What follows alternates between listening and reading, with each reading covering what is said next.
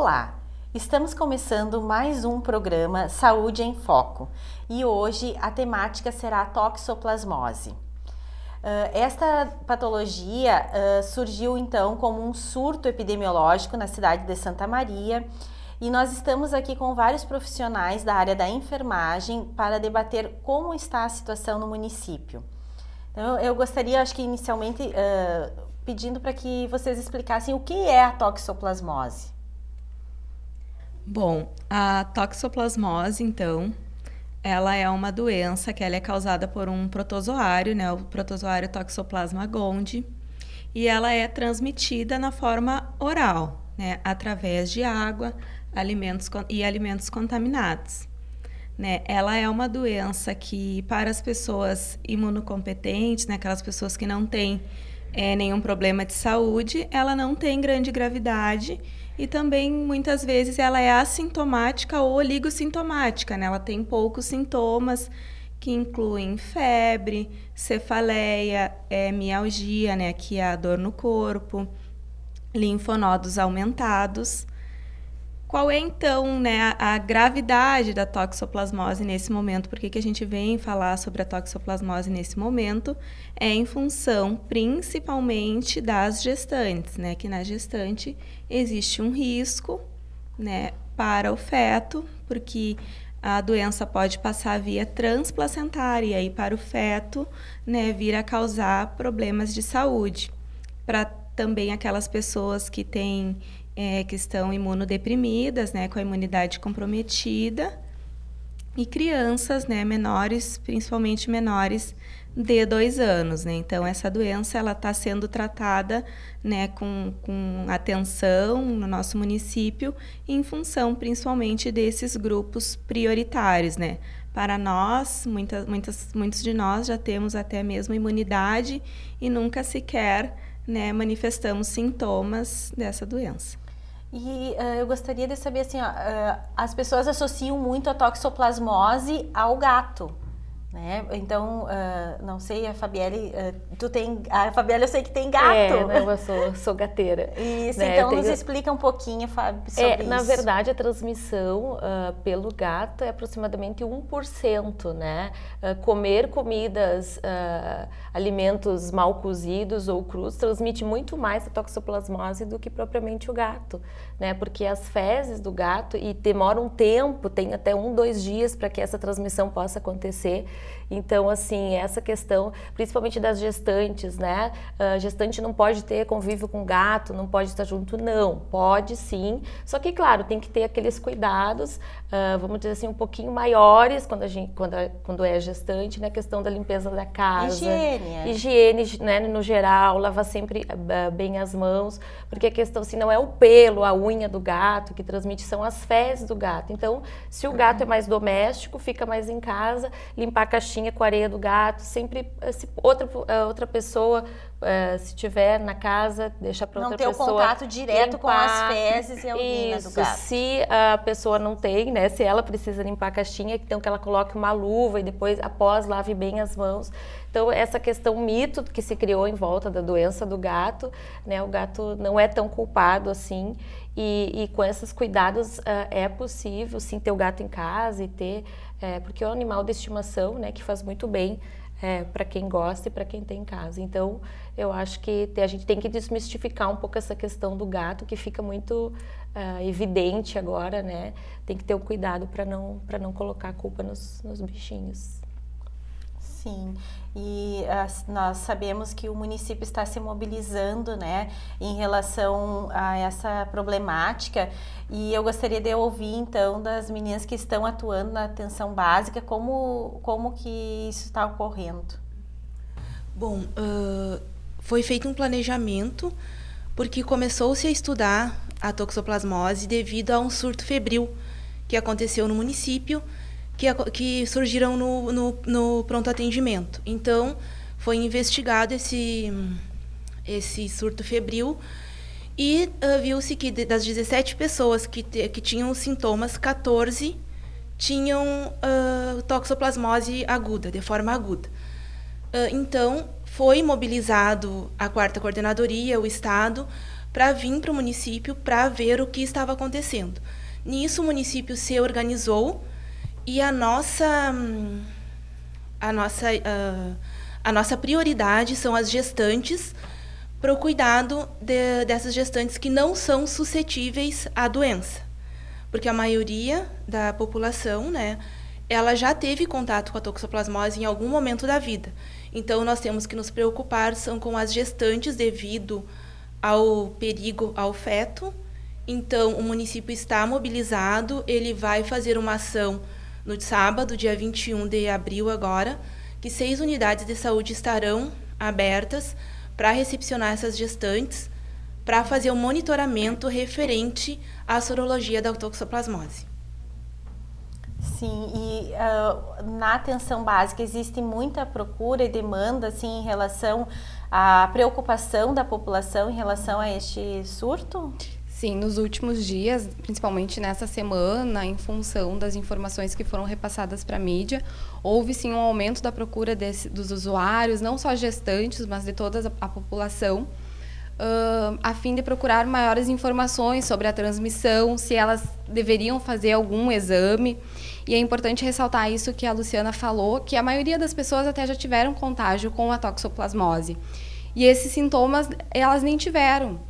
Então, é importante que as informações repassadas sejam feitas por profissionais de saúde, que sejam repassadas informações verdadeiras, né? Assim como a Fábio também falou, que o gato não é o problema o gato, e sim as fezes quando elas estão contaminadas.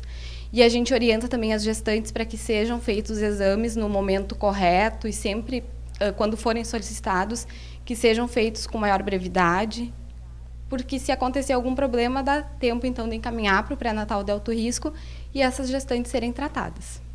Isso. E houve mudança na abordagem do pré-natal em relação ao que estava sendo feito anteriormente? Bom, assim, preconizado pelo Ministério da Saúde em uma situação diferente do que a gente está vivendo em Santa Maria, seria realizado no primeiro trimestre uma busca, né, uma sorologia para ver se essa gestante ela é suscetível ou ela é imune à toxoplasmose. Seria realizado também no terceiro trimestre da gestação.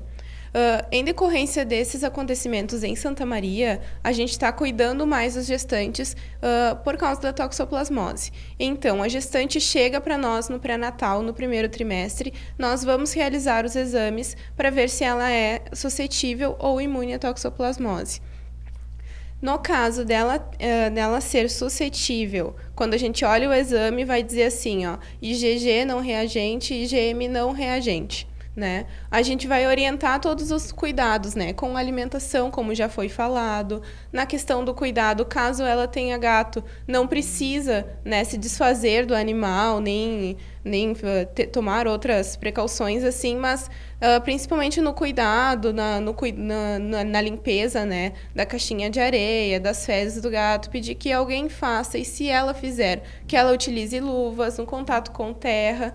A gente faz todas essas orientações de precaução e de 2 em 2 meses realizaremos a busca para ver se ela não contraiu, né, se ela não adquiriu a doença durante a gestação. No caso da gestante ser imune, nós vamos observar caso ela não manifeste os sintomas. A gente tem um protocolo que foi disponibilizado pela Secretaria de Saúde para todos os profissionais.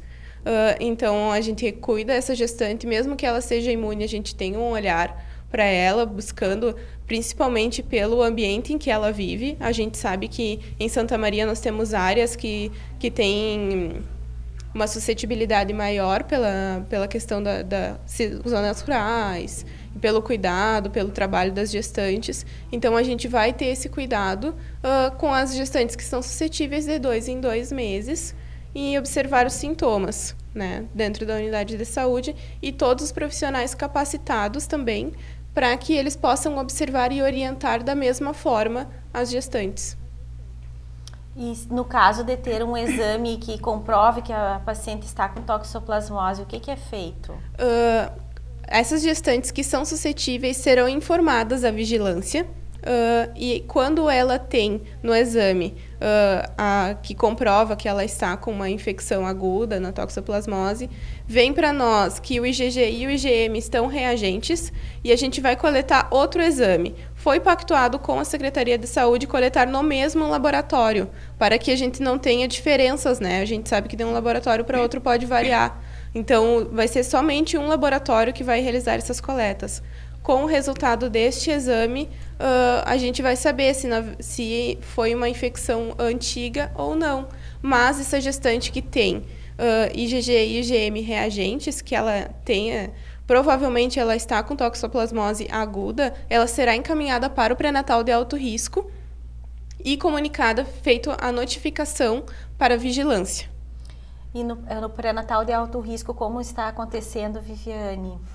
Nós temos recebido bastante gestantes com toxoplasmose já desde o ano passado. A gente vem observando um aumento, então não foi agora com o surto que surgiram mais casos, já vem endêmico, assim, desde o ano passado tem aumentado bastante esse número. Até a gente tem feito um trabalho junto com a vigilância epidemiológica do hospital, o controle de infecção hospitalar lá, e com o núcleo de vigilância também, para estudar quais são as possíveis causas, né? Por que aumentou tanto? Se é a qualidade do pré-natal que melhorou, que está sendo diagnosticado mais, ou se tem algum outro agente causador, como agora nesse surto. E até ontem eu conversei com uma das médicas do pré-natal lá, que teve uma reunião com o município, com o estado, que vieram para dar esse apoio. E nesse momento, essa triagem que era feita de 2 em 2 meses para as gestantes que são suscetíveis vai acontecer mensalmente, neste período, né? Não vai ser para sempre. Mas nesse período, em função do risco para o bebê, né?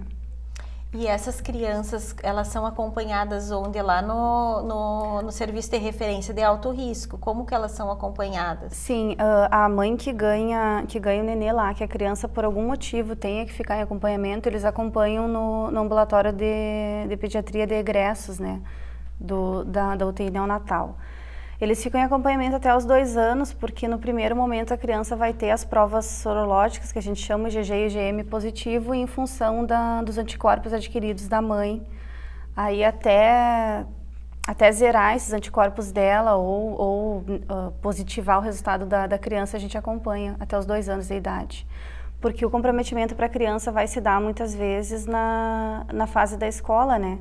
Que a gente vai ver problemas de retardo mental, atraso no desenvolvimento neuropsicomotor da criança pode acontecer tardiamente, né? Nem sempre o recém-nascido vai apresentar algum sintoma. Mas são feitos testes com o recém-nascido, né?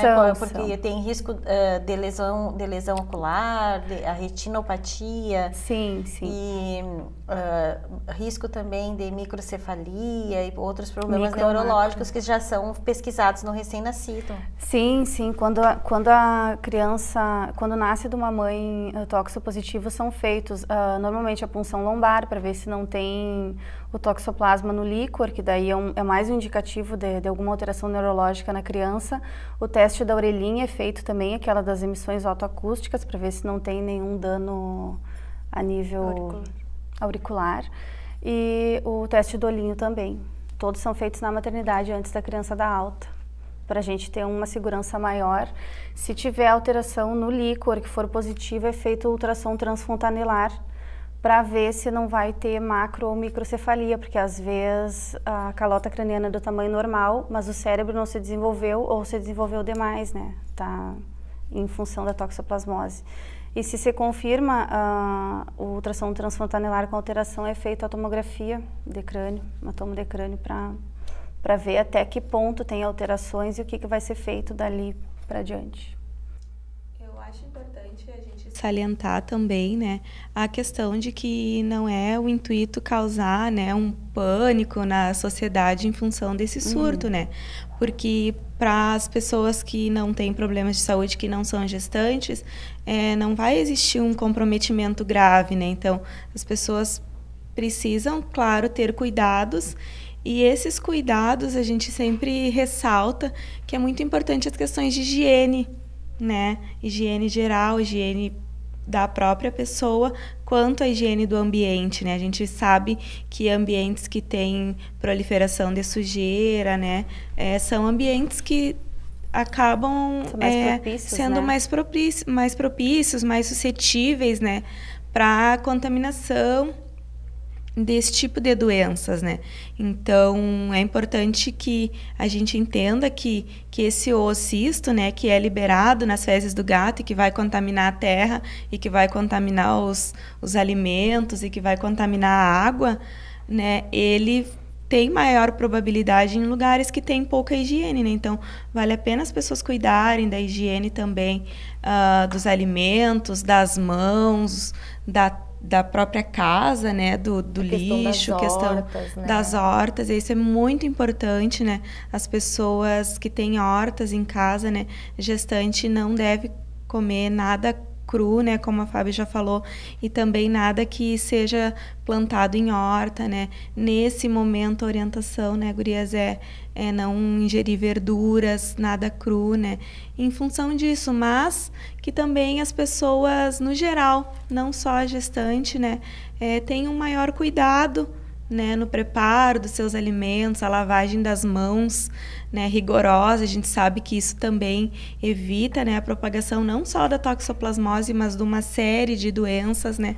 Então, nesse momento é importante também a gente pensar nisso, né. É até uma dúvida, gurias. Ontem tiveram várias pacientes minhas que ligaram para o pré-natal querendo saber que a orientação é lavar frutas e verduras, né, mas se a contaminação está na água. É interessante, Fábio, colocar aqui. Realmente tem que ser descascadas essas frutas, porque para te fazer uma higiene melhor, ou tu faz com água mineral, ou a água tem que ser fervida pelo menos a 10 minutos. Porque se a água não for fervida nos 10 minutos, a 100 graus, ela não vai matar o cisto. Então, a orientação que a gente está dando é que as gestantes ou a população ferva sua água para tomar e também para lavar os alimentos, mas não, como a colega falou, não agora, nesse momento, as gestantes, principalmente imunodeprimidos, não comerem verduras cruas, somente cozidas e outros alimentos e carne cozidos. crua e mal passada também, né? Carne crua não pode, não. Inclusive os sushis, que as pessoas estão acostumadas e que é tão saboroso, né? Mas tem que ter um cuidado maior quando é cru. Pode comer, mas desde que seja frito ou cozido. Não, eu acho também importante salientar que as gestantes que forem diagnosticadas com toxoplasmose agora não precisam entrar em pânico também, porque tem tratamento. Sim, eu até ia comentar em relação a esse tratamento, como está, então, assim, ó, a disponibilização da medicação pelo município, tem a medicação para fazer o tratamento para esse número maior, enfim? Na verdade, não é o município responsável. Nós, ao encaminharmos para o pré-natal de alto risco, é lá que elas vão conseguir essa medicação. Então, é medicação via oral, é injetável? Via oral. No começo, é uma medicação, depende das semanas de gestação dessa gestante, né? Depende, acho que isso é melhor. Vai depender das semanas e das provas sorológicas, tudo varia, né, o tratamento. Mas são três medicações principais que é usada. No primeiro trimestre é a espiramicina. Aí, a partir da 18ª semana, ela é tratada com a sulfadiazina, ácido folínico e a pirimetamina. Esse tratamento é o mais completo, mas não pode ser usado no primeiro trimestre porque ele é teratogênico, ele causa alterações na formação do feto, né? Então ele é usado depois, até o final da gestação. Depois da 30ª semana, daí volta-se a piramicina por causa da sulfa, que também pode causar algum comprometimento para o feto. Eu acho que é importante a gestante, se for diagnosticada com a toxoplasmose, manter a tranquilidade, a calma, porque assim, independente de quantas semanas, tem o tratamento, ele é específico, ele existe, tem como encaminhar, então acho que é coberto pelo SUS, né? Eu acho que isso tem que ficar claro, assim, para poder... E o tratamento da criança também. O tratamento da criança também com essas 3 medicações é coberto pelo SUS também, tem toda... Independente de ser o município ou o hospital, o estado que vai fornecer, tem essa medicação disponível. que precisa deixar claro também que nem toda gestante diagnosticada com toxoplasmose aguda significa que tenha toxoplasmose congênita, né? Não significa que isso está obrigatoriamente passando para o feto.